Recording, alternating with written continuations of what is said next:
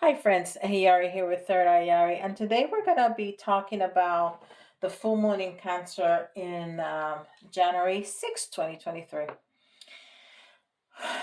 During this lunation, Mercury and Mars are retrograde, which give us the feeling of review, reflection, and gaining a new perspective, insight, and awareness into different areas of our lives. This is a wonderful time for a self care check in to really pause and slow down and get honest with yourself on what do you need now in your life in order to thrive.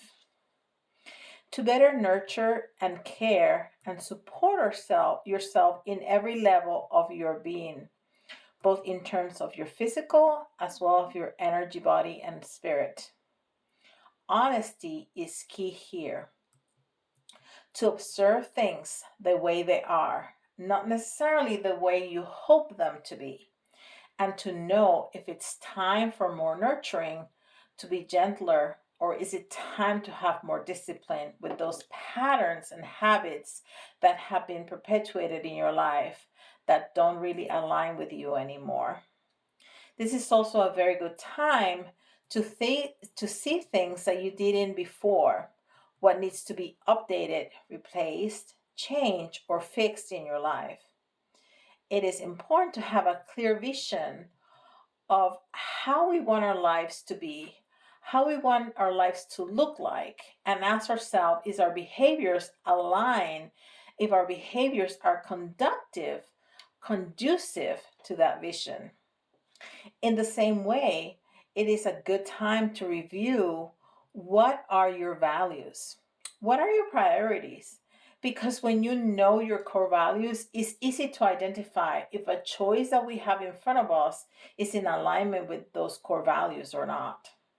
This will allow you to prioritize what are those things that will support your vision.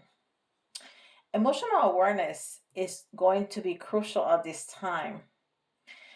Every time there is a full moon, emotions are intensified and amplified.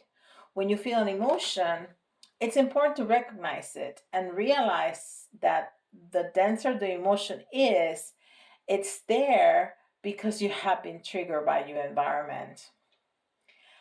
Highlighting that there is something there to work through and resolve in order to transmute it and grow. To get to that masterful place where you can react to everything with love and stay in a state of joy and bliss regardless of what is happening around you. I'm not there yet.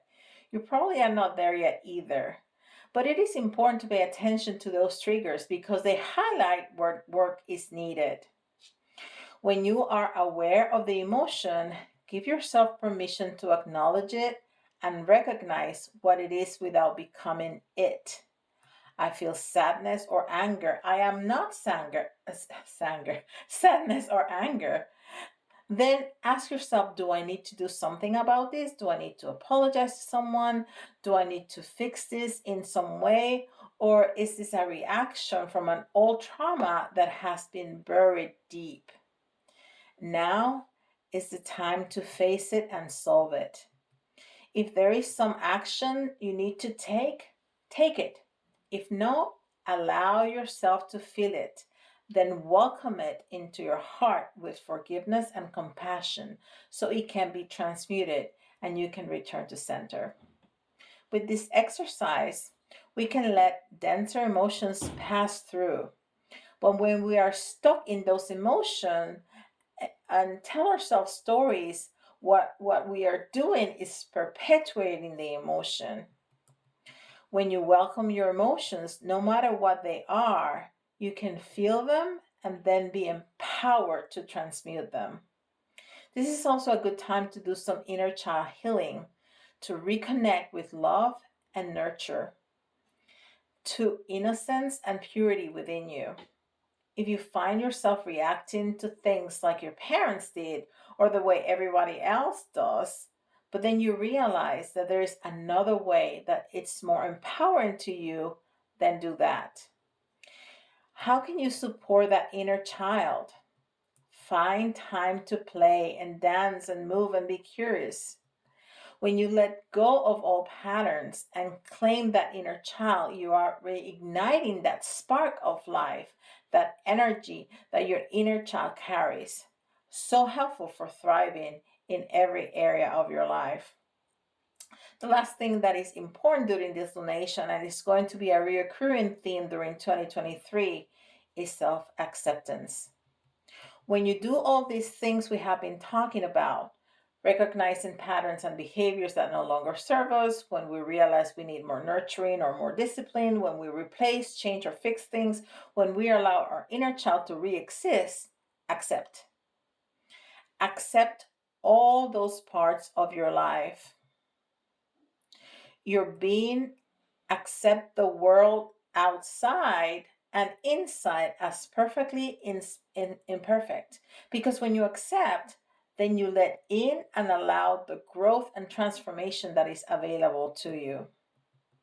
What we resist persists, but when we welcome, accept, and acknowledge what is, then you can work with the energy to change your response, to release the trigger and the old traumas, and claim the love that is available to guide you through the present moment. It is not only important to accept our circumstances, but ourselves, and peel off the layers, or when you adapted to fit in or to find love.